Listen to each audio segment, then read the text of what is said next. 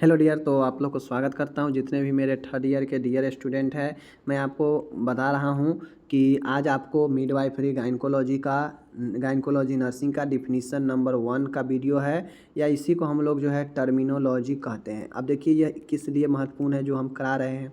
तो आप जितना भी पढ़िएगा लॉन्ग शॉर्ट क्वेश्चन, उन सब में जो है इनमें से टर्म जो है वर्ड जो है आता रहेगा, जिसका मतलब आप नहीं समझेंगे तो दिक्कत होगा। समझ गए।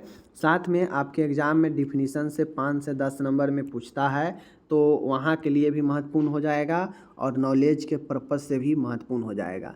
तो चलिए आज के इस वीडियो में हम शुरू करते हैं मिडवाइफरी गायनकोलॉजी का डिफिनीसन या टर्मिनोलॉजी का वीडियो 1। चलिए लेट्स स्टार्ट गो। पहला है मिडवाइफरी, या इसी को ऑब्स्ट्रक्टिव कहते हैं। देखिए मिडवाइफरी या ऑब्स्ट्रक्टिव का मतलब होता है प्रस्तुति विज्ञान। एक ऐसा विज्ञान जिसमें जो है प्रस्तुति के बारे में चर्चा की जाती है। प्रस्तुति विज्ञान चिकित्सा विज्ञान की एक महत्वपूर्ण शाखा है। ठीक है। तो जो प्रस्तुति विज्ञान होता है यह आपके मेडिकल साइंस का एक महत्वपूर्ण जो है शाखा है, ब्रांचेज है। प्रजनन काल में होने वाली जटिलताओं का गर्भ से पहले, गर्भ अवस्था में, प्रसव के समय एवं प्रसव के बाद एवं महिला एवं शिशु की देखभाल करने तथा स्वास्थ्य सेवा प्रदान करने हेतु प्रशिक्षित करने की कला या विज्ञान को ही प्रस्तुति विज्ञान या मिडवाइफरी कहते हैं। देखिए मिडवाइफरी या ऑब्स्ट्रक्टिव या प्रस्तुति विज्ञान का मतलब होता है कि यह भी एक विज्ञान का ही शाखा है, यह भी एक मेडिकल साइंस का ही ब्रांचेज है। बट इसमें होता यह है कि महिला से जुड़ी हुई जो भी समस्या है उसका अध्ययन जो है आपको ऑब्स्ट्रक्टिव में किया जाता है। मीन्स महिला के जो गर्भ से होने से पहले, ठीक है, गर्भ के दौरान, गर्भ के बाद, बच्चे जन्म लेने के लिए, बच्चे और माँ को देखभाल, स्वास्थ्य सेवाएं प्रदान करने के लिए जो ट्रेनिंग किया जाता है, जो ट्रेनेड होता है, उसे ही हम लोग कला विज्ञान या प्रस्तुति विज्ञान कहते हैं। ठीक है, बातें को समझ गए। आगे चलिए। दूसरा है यूट्रस। यूट्रस क्या होता है? तो महिला की गर्भाशय आकृति उल्टी नाशपाती जैसी होती है। देखिए यूट्रस जो होता है नाशपाती के आकार की होती है। यह पेल्विक गुहा में मूत्राशय के पीछे व मलाशय के आगे स्थित होता है। यूट्रस जो होता है वह पेल्विक कैविटी में मौजूद होता है, मूत्राशय के पीछे, ठीक है, ब्लेडर के पीछे तथा रेक्टम मलाशय के आगे स्थित होता है। यह एक भ्रूण शिशु को रखने वाला खोखला मसल्स का निर्मित स्त्रियों का अंग होता है। ठीक है। देखिए यूट्रस जो होता है यह एक फीमेल रिप्रोडक्टिव का ऑर्गेन है, फीमेल रिप्रोडक्टिव सिस्टम का, प्रजनन तंत्र का, स्त्री जनन तंत्र का एक और एक महत्वपूर्ण ऑर्गेन है जो नाशपाती के आकार का होता है, और यह पेल्विक कैविटी में मूत्राशय के पीछे और मलाशय के आगे स्थित होता है। यह भ्रूण को रखने वाला एक खोखला मसल्स द्वारा निर्मित स्त्री का अंग है। समझ गए। यूट्रस यह 3 लेयर में होता है, बातें को समझ लीजिए। ओके। दूसरा है मेंसुरेशन। ठीक है, मेंसुरेशन का मतलब होता है मासिक स्राव। ठीक है, मासिक स्राव। एक स्वस्थ युवती को प्रथम मासिक स्राव या रजोदर्शन से लेकर संपूर्ण प्रजनन काल के गर्भाशय से, ठीक है, बातें को समझिए। तो मासिक स्राव कहने का मतलब है, मेंस्ट्रुएशन का मतलब होता है कि जैसे एक स्वस्थ युवती है, ठीक है, एक एडल्ट हेल्दी लड़की है, गर्ल्स है, उसके प्रथम जो मासिक स्राव आता है या जो रजोदर्शन होता है वहाँ से लेकर उसके संपूर्ण प्रजनन काल में, मतलब जब तक वह बच्चे को जन्म दे सकती है उतने समय तक जो यूट्रस से म्यूकस, श्लेष्मा एवं अन्य पदार्थ से मिश्रित रक्तस्राव प्रत्येक 28 दिनों के अंतर पर होता है। यह स्राव 3 से 5 दिन तक होता है। समझ गए। और यही मासिक स्राव होता है। तो मासिक स्राव कहने का मतलब है कि जैसे मान गए एक स्वस्थ एक लड़की है, ठीक है, एक गर्ल्स है, ठीक है, नॉर्मली जो है 12 से 16 वर्ष से आयु से लेकर 45 से 50 वर्ष तक की आयु तक जो है बच्चे को जन्म देने की शक्ति एक महिला में रहता है। 45 से 50 वर्ष तक जो है यह जाके समाप्त हो जाता है। ठीक है। तो संपूर्ण प्रजनन काल का मतलब होता है कि जब से प्रथम मासिक धर्म शुरू हुआ वहाँ से लेकर आखिरी मासिक धर्म जब आया रहता है उतने समय में, यानी संपूर्ण प्रजनन काल में जो है, जो प्रत्येक 28 दिन पर यह जो है स्राव योनि से होते रहता है, यूट्रस से।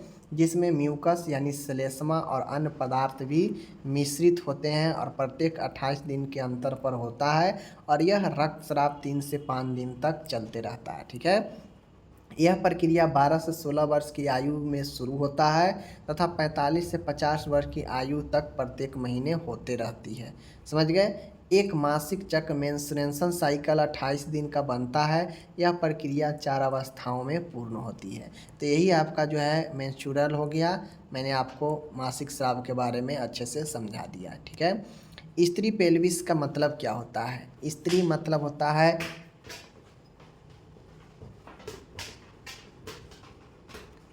स्त्री पेल्विस कहने का मतलब है डियर, ध्यान दीजिएगा, स्त्री पेल्विस कहने का मतलब है कि मैं आपको बता दूं, चौथा है यहाँ पे, स्त्री पेल्विस का मतलब होता है कि महिलाओं का पेल्विस यानी महिलाओं का, स्त्रियों का श्रोणि। श्रोणि अस्थि कंकाल स्केलेटन के मध्य में रीढ़ की हड्डी के सामने की ओर अस्थियों से निर्मित तसला की आकृति के समान एक रचना होती है। ठीक है, स्त्री पेल्विस जो होता है या किसी का भी पेल्विस, यह कंकाल के बीच में रीढ़ के हड्डी के सामने की ओर हड्डियों से निर्मित एक तसला की आकृति का जो है आपका रचना होती है, जो धड़ से टांगों को जोड़ती है, जो बॉडी को नीचे के टांगों से जोड़ती है। मिडवाइफरी में स्त्री के श्रोणि का अधिक महत्व रहता है। ठीक है, प्रसूति विज्ञान में स्त्रियों के पेल्विस का बहुत महत्व होता है क्योंकि यह बच्चे को भी जो है आपको सेफ करके रखता है। ठीक है, अब आता है अपरा प्लेसेंटा, बहुत महत्वपूर्ण है। प्लेसेंटा के बारे में अच्छे से समझ लीजिए। देखिए, प्लेसेंटा जो होता है, जैसे मान गए यह एक यूट्रस है। ठीक है, यह एक महिला का यूट्रस है। बातें समझिए। प्लेसेंटा जो होता है यूट्रस के अंदरूनी सतह से लगा हुआ एक जो है आपके अर्धवृत्ताकार में आपके यूट्रस के दीवार से चिपका होता है और यही प्लेसेंटा से नाभि नाल बच्चे को जो है नाभि से कनेक्ट रहता है और इसी के थ्रू में जो है बच्चे को पोषण वगैरह सब चीज़ मिलता है। समझ गए। तो यही प्लेसेंटा होता है। प्लेसेंटा जो होता है, जिसे हम लोग हिंदी में अपरा कहते हैं, यह गर्भ अवस्था काल में गर्भाशय में स्थित एक अंडाकार अथवा चक्री काम यानी डिस्कॉर्ड स्पंजी संरचना होती है जो गर्भाशय में माँ एवं भ्रूण को आपस में जोड़ती है। मैंने अभी बता दिया कि यूट्रस में बच्चे को गर्भनाल से कनेक्ट रहता है यह जो है, और जो है फिर माँ से सब चीज़ जो है बच्चे को इसी प्लेसेंटा के थ्रू मिलते रहता है, जो गर्भाशय में माँ एवं भ्रूण को आपस में जोड़ती है। कौन? प्लेसेंटा। अपरा को गर्भनाल भी कहते हैं। ठीक है, गर्भ का जो नाल होता है, लोग नहीं कहता है नाल काट के हटाया बच्चा को, नाल काट के हटाया जब बच्चा जन्म लेता है तो वह गर्भनाल प्लेसेंटा ही होता है। प्लेसेंटा हर एक जन्म में के बाद निकाल दिया जाता है। समझ गए। तो ये है, अपरा को गर्भनाल भी कहते हैं। इसके द्वारा भ्रूण अपना पोषण ग्रहण करता है। मैंने पहले ही बता दिया कि प्लेसेंटा जो है भ्रूण को माँ से ब्लड हो गया, पोषण हो गया, ऑक्सीजन हो गया, सब चीज़ सप्लाई करता है। ठीक है, वह आवश्यक तत्वों का आदान प्रदान भी जो है ये करता है। ओके, यह जो है कोरियोडेस्यूडल रचना है जो गर्भाशय के भित्ति और नाभि द्वार भ्रूण से जुड़ी रहती है। ठीक है, ये जो होता है मैं आपको बता देता हूँ, यह एक कोराइडिस्यूडल रचना होती है जो गर्भाशय के भित्ति और नाभि द्वारा भ्रूण से जुड़ी रहती है। मैंने पहले ही बता दिया कि यह यूट्रस है, यहाँ पे अगर प्लेसेंटा लगा है तो इस नाभि नाल से बच्चा का जो है लगा रहता है। ठीक है, और यही जो है आपके पोषण वगैरह सब चीज़ वगैरह जो है भ्रूण को पहुंचाता है माँ से। ठीक है, तो यही आपका जो है हो गया प्लेसेंटा। ठीक है, चलिए, यहाँ पे स्पष्ट लिखा है कि इसके द्वारा भ्रूण अपना पोषण ग्रहण करता है, वह आवश्यक तत्वों का आदान प्रदान करता है। यह कोराइडिस्यूडल रचना है जो गर्भाशय के भित्ति और नाभि द्वारा भ्रूण से जुड़ी रहती है। ओके, चलिए, ये हो गया। अब आता है छठा नंबर का है डेसिडुआ।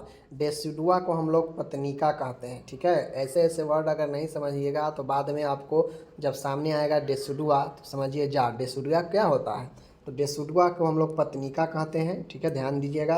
गर्भ अवस्था के समय में गर्भाशय की वाहकीय आंतरिक श्लेष्मक झिल्ली म्यूकोसा इंडोमेट्रियम में रहती है, इसी को गर्भ अवस्था के समय डेसुडुआ कहते हैं। ठीक है, देखिए गर्भ अवस्था के समय डेसुडुआ का मतलब होता है कि डेसुडुआ का मतलब होता है कि जैसे यूट्रस होता है ना, यूट्रस में 3 लेयर है।